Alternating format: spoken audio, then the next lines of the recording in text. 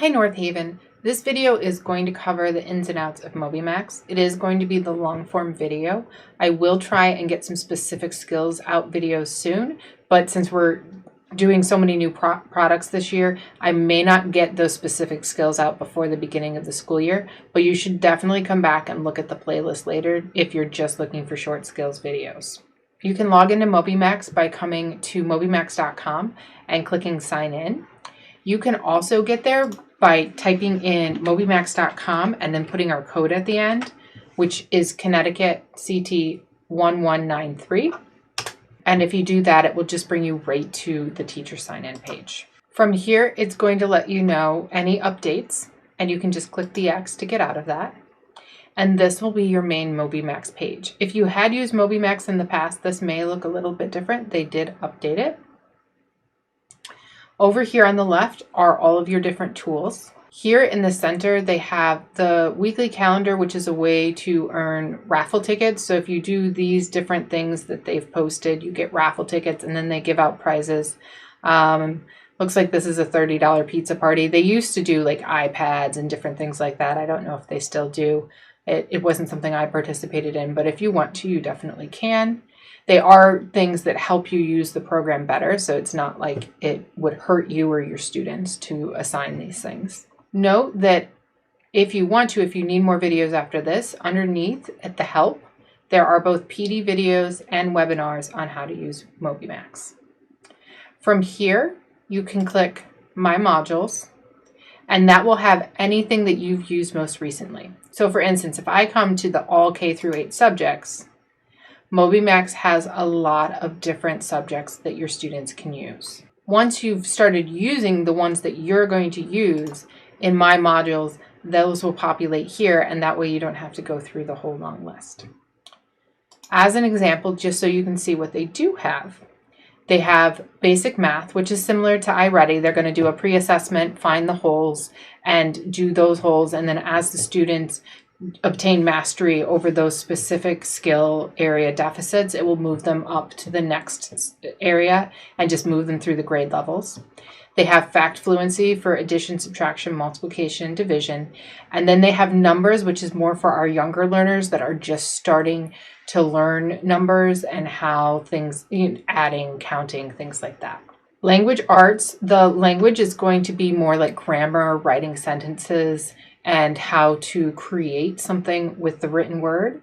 Vocabulary is going to be just learning new words. It's kind of like flashcards. And spelling list is going to be your traditional spelling. And students will get a spelling list at the beginning of the week, and they can practice them and then take the test at the end of the week. Early reading are going to be for our youngest learners again, so they can practice letters, Dolch words, fry words, and alphabet sounds. The early reading trio is 3 different modules. You have early words, early stories, and writing pieces. So if you don't want to use the other parts of the language arts, you could just use these 3 for your youngest students, and they could practice those 3 areas.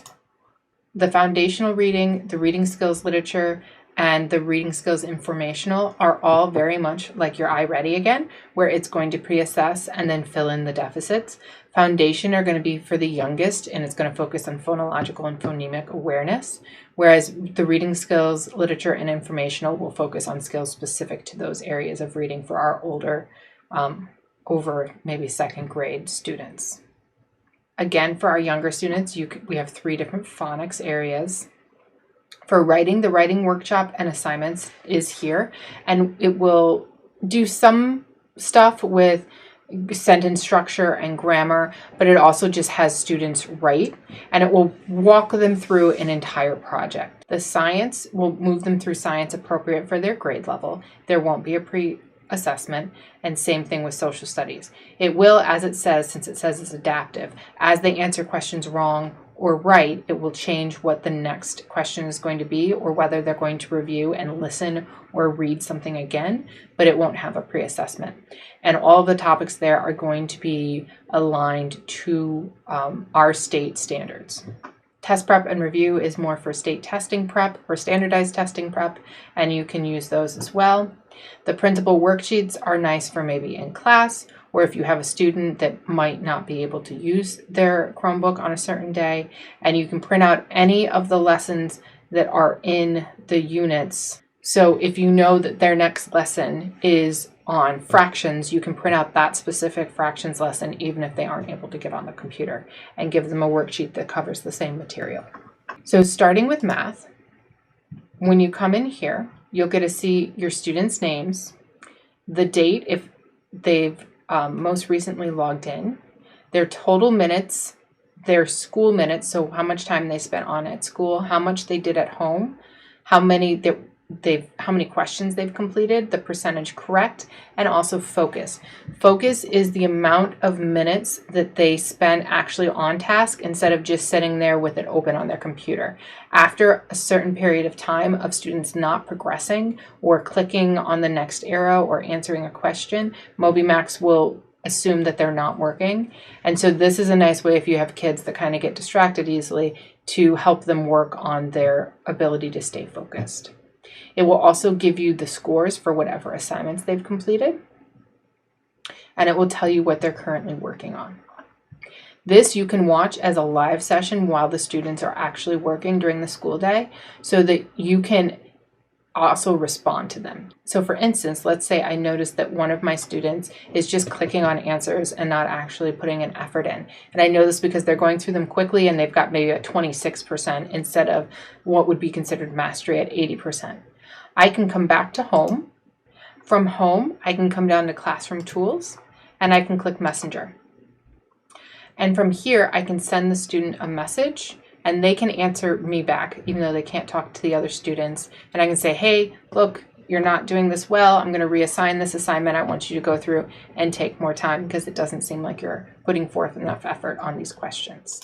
From the Classroom Tools page while we're here, you can also manually assign lessons if you don't think a student, for instance, maybe took their pre-assessment seriously. I definitely had some kids in 8th grade that were testing at a 1st grade level and should not have because they didn't take the pre-assessment seriously. So from here, you can actually just unassign assignments and then assign the assignments you want them to do. You can send announcements to all of your students.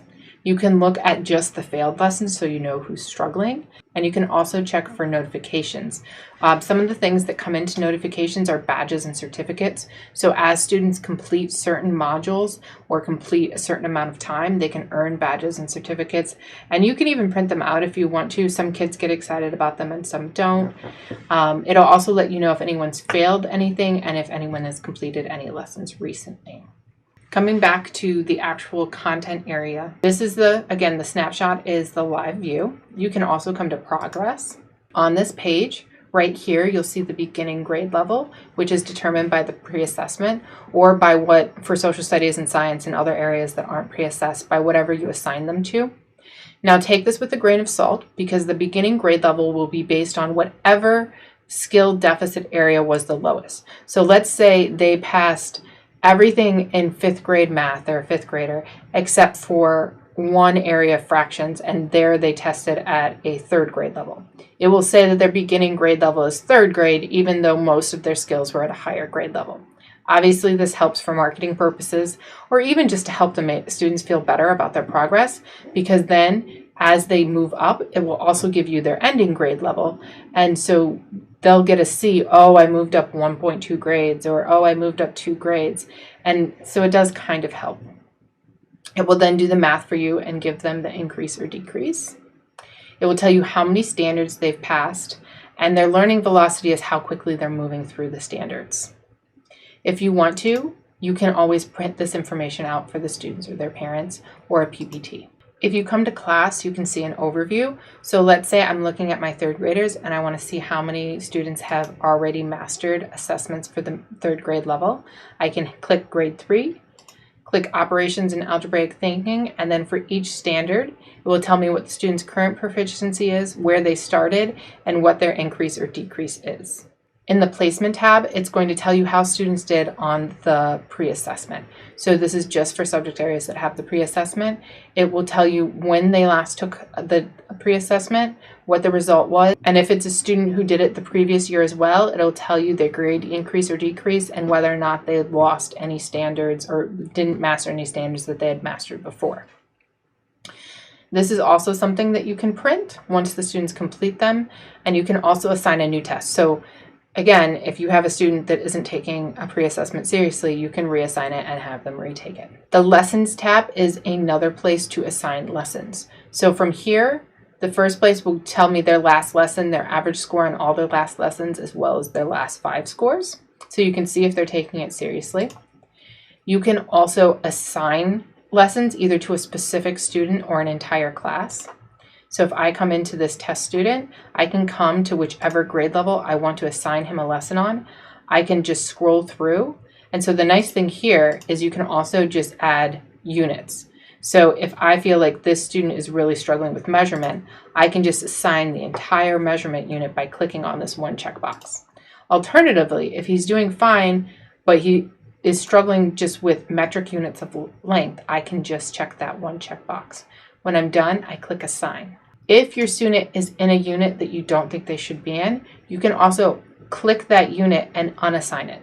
So I used to have students, believe it or not, that would say, Missy, this is too easy. I shouldn't be doing this. I need something harder. And I would check their scores. And if they were just breezing through with 100%, I would come through, I would unassign the easier ones they were on, and I would either move them up a grade level or I would assign them some topics that were further in the school year for that grade level, depending on the student. You can also, from this page, print worksheets, like we talked about in the other area. I've also used this to attach them to emails to send them to parents that didn't have internet at home. Obviously, that was pre-COVID. Most of our students will not have internet access because we're providing hotspots. Sequence lets you resequence the lessons. So let's say I assign this second grade topic, and then I decided that in another area, they need a kindergarten level topic, and I assign that too. If I want to, I can come to sequence, and I can move them around and change when they're going to do the lessons. So MobyMax has a sequence that they think is the most beneficial, but if for your student you know that there's something they should do first or something they need to review, you can assign it and you can move it to the top or the bottom. Exclude is another way to move students through topics that you think they've already covered or that you're going to cover later. In this section, you just check whichever ones you want to exclude, and those will be excluded from your students' work.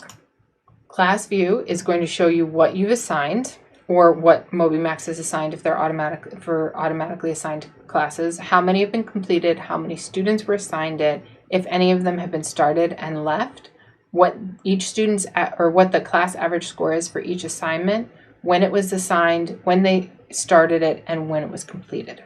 For the Test tab, you can come here to assign a test.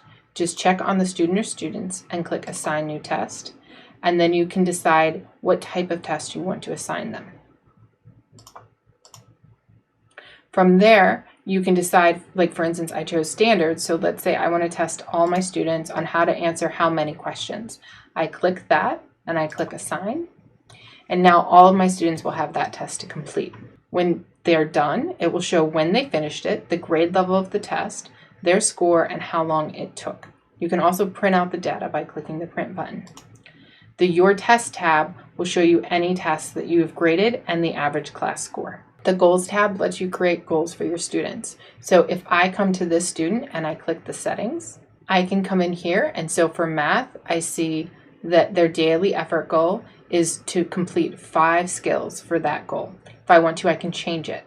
I can also, instead of skills, I can make it time, that they're going to spend 10 minutes or 15 minutes focused on the module instead of maybe a set number of skills if your students get frustrated with completing skills. Once you're done, the Save button at the bottom will turn blue and you can click it, and now they have a new goal. The library has just all the different activities that are in MobyMax for that subject area.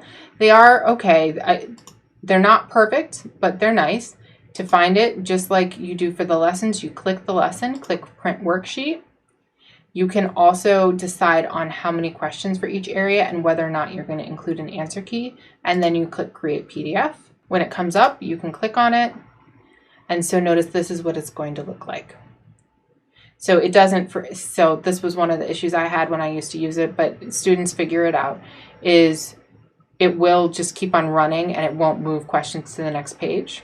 But it will have all the questions that they would have completed anyways if they would have gone into MobyMax that day. So all of those areas are going to be available for all of these different subjects, and they should all work pretty much the same. The data board, so if you click real time, this is going to show you all of your students at one time and what they're doing. So I used to keep this page open, and either myself or the paraprofessional in the class would keep an eye on it, even as we were walking around or maybe working with small groups. And the nice thing about that is it'll update every like 20 or 30 seconds.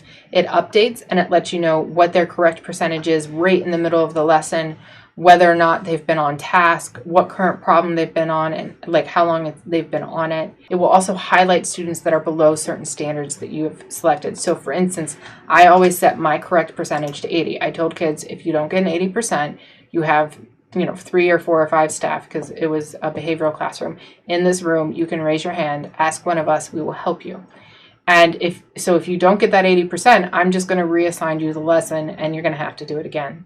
And so this is nice because as soon as they go below that percentage, it highlights, it lets you know it's there, so you can just send out to redo a lesson.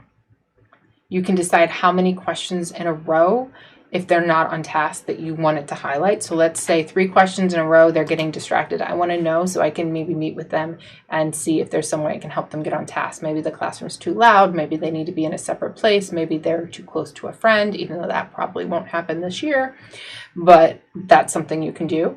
And you can also do current problem time over. So if a student spends over 2 minutes on a problem or 3 minutes on a problem, maybe you want to go check on them and make sure they're doing okay on that question, and it will highlight for that as well. Time summary is a way that you can assess how many minutes students are doing and where they're completing them for all of their subjects. So some teachers that I've known, it wasn't something I did, but I know some teachers did it, they would say students have to complete 120 minutes from home every month, and they assigned it just as homework. Or students have to complete this many minutes at school, and during independent time they can choose whether they do MobyMax or ABC or whatever else that they could be doing. And they just have to make sure they get their minutes by the end of the month.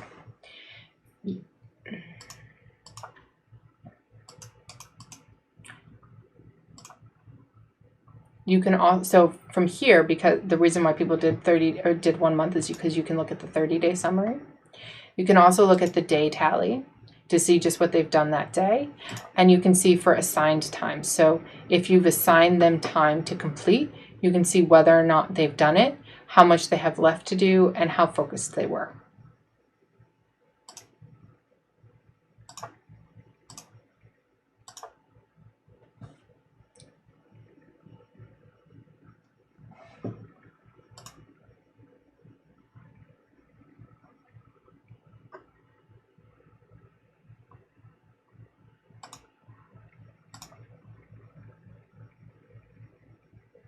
Your classroom and student dashboards are going to be similar to the data that we get back from some of the standardized tests. So if I hit classroom dashboard, it's going to show me my average time color-coded. It's going to show me the weekly time. It's going to tell me like the number of subjects and standards. It's pretty data intensive here. And then you can also just go in and specifically look for each subject, how many minutes the students are completing, their average time. The learning velocity is what they're expected to advance by for that year. The average session time is their average time each day that they spend doing minutes. So it just kind of gives you a nice little overview, and you can always print it out if you want to.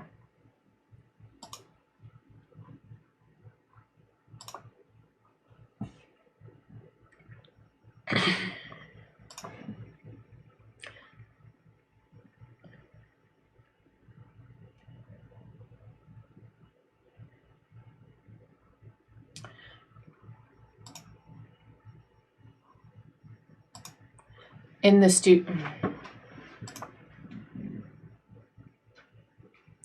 So for student dashboards, from here you'll just see your list of students and how many subjects they've been working on, how many times they've gotten on MobyMax, and their average and the total number of minutes that they've been in. This highlighted because it's underneath the 30-day recommended. It defaults to 30 minutes in 30 days, but you can also change that, and it will just highlight the students who've gotten less minutes done than what you wanted to have done. To see each student's data specifically, you can click Test Student. And from here, it'll show you what percentage of the time they spent in different subjects. It will also show you the specific minutes over here. It will show you their grade level progress, so you'll get to see the dots moving up as they master skills. And it will tell you the percentage of activities they've completed. You can also from here go in and look at just specific subjects to see if they've completed any. Obviously, since this is a fake student, he hasn't done very much yet. This information can also be printed out for any type of meeting that you might need it for, or if the parents are asking, you can email it to parents.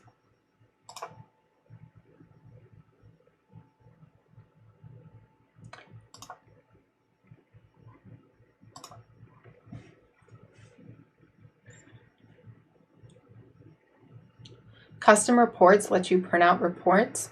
You can choose a specific month, a specific subject, and whether it's just a student or the whole class. You can also come from the student side if you want to, and you can put, again, the time period, the subjects, and what kind of report you want. And once you've printed out reports, you can come to My Reports to see any reports that you printed out.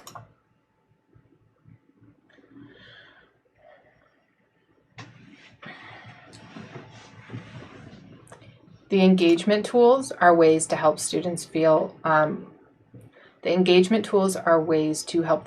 invested.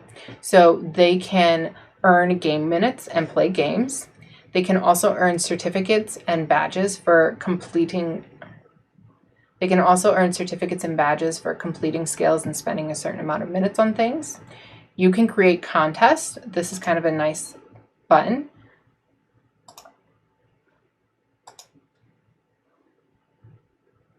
With this teal button right here, you can create contests.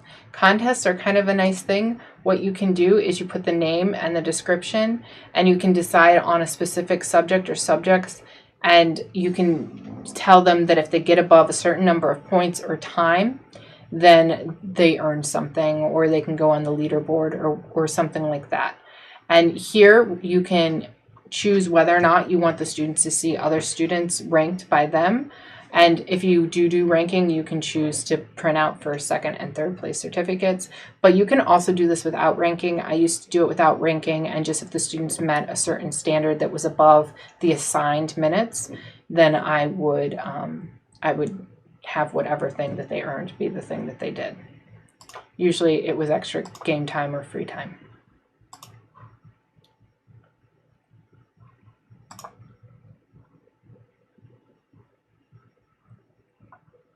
You can also give positive feedback with behavior vibes, and you can send rewards, so you can send them game time and badges.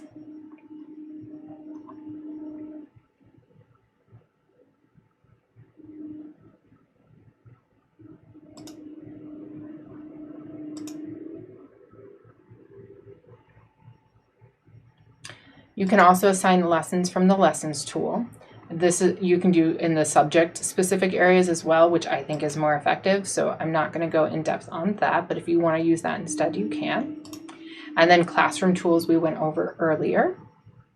Roster you're not going to have to worry about, or settings. And then down here at the bottom, if you have any questions or if you're struggling with something, you can always contact their IT or watch their webinars or PD videos.